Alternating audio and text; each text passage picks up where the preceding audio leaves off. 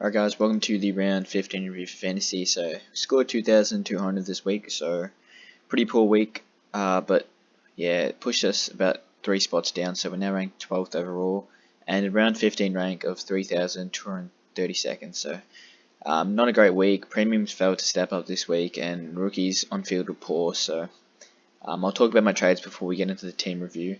I traded in Pendlebury and Williams for Robertson and Lazaro. Lazaro wasn't playing, so we had to get him moving on. And Robertson probably had another game in him, but we decided to offload him a bit early. And brought in Williams, who was a cheap 170k mid forward with that DPP. Thought it would be pretty handy, and he had some decent stats in the Sandful, so we brought him in for that reason. And then Pendlebury was the underpriced option that we could bring in, so I liked the looks of him, and we brought him in. In terms of how our team went, defense was pretty poor this week. Laird was solid, 115. Had 25 disposals at half time, so it was on track for 50, but I think he might have copped the Ed Kerno tag in the second half. And yeah, I think it was like 90 or 80 on half time, and then he slowed down a bit in the second, but still a really solid score, so good job, Rory Laird. Callum Mills, 111. He's really consistent this year, and it's why he's a great pick. And if you don't have him, you probably want to have him by the end of the year in your team. He's one of the best players. He's got a high ceiling, as we've seen, and he's really consistent. Lockie Whitfield, 123, was really good. He's going to push his case for top 1 defender for the rest of the season, I'd say. He's looking really good, playing along the wing, so he should be fine. Sam Doherty, bit of off-game, 74. Not too sure what happened here, but I'm hoping he bounces back. He's been great for me all season. Stewart, 51. Cops a -3 this week after copying the +3 last week. 51's not good enough if you're a premium. I know he's been really good for me. Tom Stewart hasn't gone under 80 for the majority of the year, so he's been really consistent, but he's dashed out his first bad game of the season, so interesting to see whether we hold him throughout the season or we keep him. But like I said in previous videos, I don't think he's top 6, never did, so we might have to trade him towards the back end of the season. And then Highmore outscored Stewart, so shows how bad of a game Stewart really had, but Highmore was amazing, 62, so I'm happy with that. On the bench, Bianco 56 looks good. Job security looks really good at the moment. He kicked 2 goals, and yeah, he looked really solid. And Kaczynski 35, he's leaking a bit of cash, so it's time to move him on. So defense overall was pretty poor. Hopefully Stewart can bounce back this week against Essendon, and the same goes with Doherty. We'll probably end up fielding Highmore again this week. In terms of midfield, Jack McRae as captain was fine, although we could have captained Merritt, but we decided to go McRae. Cost us a fair few points, so it's fine. Merritt's been really good this year, so was McRae. It was a tough decision in the end, but we went McRae, and McRae did really well. He played really well. Massive last quarter to get to that score, so I'm happy with it. Taranto, I know a lot of coaches captained him, 95. He was on track for like a 120 at quarter time, but slowed down a bit in the second half, so still a respectable score, so you'll definitely take that. Tom Mitchell with 139 was amazing. Another 40 disposal game from him. Looks to be everywhere on the ground. And Zach Merritt, didn't watch the Essendon game, but yeah, 153, huge score from him, so really good job if you captain him. Sam Walsh, 123, he looked solid, bounced back really well from that tag last week. And Jack Crisp, 110, jumped up a lot in the second half, I think he had like 80 points. Was taking heaps of +6s, and Collingwood were looking for him at every opportunity, so good signs for the future. And Lockie Neal, 106, looked really good. After copying, I think it was a Guthrie tag, Marco Connor tag, sorry, in the first half. Was looking on track for like another 50, but massive second half. I think it was 80 points in the second half, and he looked really good. So I'm really looking forward to what Lockie Neal can do for the rest of the season. The way he played in that second half was impressive. And then Pendlebury 85, so good stuff on debut. Has the role, didn't really score massive, but has that midfield role, which is all we want. Newcombe on the bench was really good, 64. We probably could have flicked Pendlebury up forward and fielded Newcombe over Armatry, but I'll talk about that later. Brockman didn't get a game, so he's just sitting there as a dead cash cow. Max Gawn, alright, 97, nothing too special.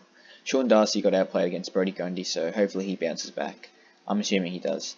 And then in the forward line this week, Aaron Hall was alright, 88, nothing too special.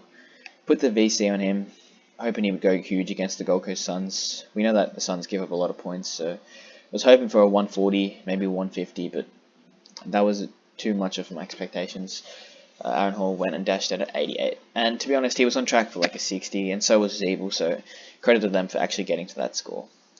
And then Josh Kelly, 97. fairly average. So my forward line was fairly average this week. Jack Zeeble 78, nothing too special. Langford was the only real highlight. 114. Didn't really play throughout the midfield. I checked the CBAs. Didn't attend many centre bounces, but he still managed to score well, which is positive signs. And then Nick Hind 54. Look, I think it's time to move him on, Nick Hind. He's been really good for me this season, but to have Nick Hind towards the back end of the season dashing out you 50s and 70s while other players have premiums, I think it's a bit of a risk. So we're going to be trading him this week, and I'll talk about that later on in the video, but he's been a great cash cow for me. He started off really low and has made a lot of coin. And then Armatry, wrong decision to field him over Newcomb. It cost us a lot of points, but that's fine. Williams, pretty average debut, nothing too special. Not too sure whether he holds or not, but I'm hoping he holds so he can just at least make a bit of coin. But if he gets dropped, it's real concerns for our bench because it's going to be really dead. And then Bramble, 46, was alright. I think he holds. So yeah, that's how our team scored in round 15. Pretty average, pretty poor, you can tell. In terms of trades for this week, I'm going a bit unique. So I know a lot of coaches will be chasing Brodie Grundy, but we're going to chase a bit of value in Jake Stringer. So we're going to go Nick Hind to Stringer. I think Stringer, over the last 2 weeks, has been attending a lot of centre bounces. He's looked good. He's scoring well with the midfield role, so he looks like a solid option, and he's really well underpriced for what he can do. So I think at 526k, Jake Stringer is a great option. And then Kaczynski is dropping in cash, so we're trading him to Cannoli, who played 30% time on ground and scored 50. So if he gets named, I think he will be a really good cash generating rookie. So those are the trades that we're making this week. In terms of captaincy, I've not really looked over who plays who, but McRae plays North, so it's probably an obvious captain to go McRae, and we might VC Merritt after his huge game last week. Plays Geelong, but it's a tough matchup, but to be honest, what he did against Melbourne, which is also a tough matchup, was really impressive, so I think we'll go Merritt into McRae this week, unless there's some other clear standout captain option. But that's what our captain's looking like at the moment. In terms of structure, the only 2 players we need to move on is Highmore and Newcomb. And I would be getting in Brodie Grundy this week, although if we do get in Grundy, it leaves him with 7k in the bank, and that's not ideal for making an upgrade in the following weeks. So doing these trades allows me to get rid of Highmore next week, and upgrade him to anyone I want. And I'll have a lot of cash to upgrade to a midfielder, so hopefully that's what we're going to be doing. It does mean we're going to be without Brodie Grundy for the next couple of weeks, which could be really costly, but I think it's better in the long run going Stringer, as he's a bit of value, and Grundy's a bit too expensive for my liking at the moment. So I think next week we upgrade to a premium midfielder, and the following week we try to get up to Grundy. But yeah, 2 rookies on field, so not ideal, but hopefully next week we'll have 1 rookie. In terms of trades, I've listed a couple players that I think are really good options, good value options. So Nick Human got omitted, came back, played about 60% time on ground and scored a 111. His job security should be alright at the moment after that game, although he's a bit of a risk pick. But priced at 566k, I think he's a really good option to bring in. Dan Houston coming off a 97. Not really playing throughout the midfield, but he is racking up a lot of the ball, so I think he's a really good underpriced pick at 605k. And the same goes with Nick Haynes, who's been in some incredible form in his last 3. So you look at what he's been doing, priced at 556k, you could have picked him up at 490k. But yeah, he's basically gone and scored a 95, 95, and a 107. So uber consistent stuff from Nick Haynes. And I think these 3 are really good options to bring in. In terms of midfielders, you probably don't want to be targeting mid-price midfielders towards this part of the season. So a couple players that I would like to get into my team, and I'm targeting Bont specifically next round. But I think Bont, Parrish, Keys, Steele, Miller, and there was one more, I think. Yeah, so Bont, Parrish, Keys, Steele, and Miller are all really good options to bring in the midfield. They're all really expensive, but for what they can do, the ceiling they have, and the consistency, I think they're really good options. And then in the forward line, I've highlighted some really cheap options that you can bring in. Dangerfield, coming off a 94. I'm not too keen on him, to be honest. I would stay away from Danger. I don't think he's going to be that great for the rest of the season, so probably stay away from him, but he is an option at 642k. Kennedy has come back into the side, played 2 games, and he's gone 110, I think, and a 93, playing throughout the midfield, so the role's there.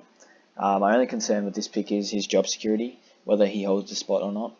And Lockie Hunter is also a really good pick. He's been really consistent the last couple of weeks, and priced at 675k, I think he's a good option. As well as Dustin Martin, 629k. He's been alright. He has the role, as we know, star, but whether he can score well on a consistent basis is really up to his game. So I think he's still a good option, priced at 629k. And then lastly, Degoe, 515k. Playing throughout the midfield last couple of weeks. My only concern with this pick is with Adams back in the side, does he play more up forward? So it's a really risky pick, Degoe. So I'd probably stay away from him. But we're bringing in Stringer this week. Like I said, Stringer, he's got that midfield role, playing midfield the last 2 weeks, and he's scoring really well. And his CBA is up, so I think it's a really risky pick, but it could be good in the long run. And he's definitely got a lot of cash to be made, so those are our trades that we're making this week. Comment down your score below, leave a like, subscribe, and I'll see you guys next week.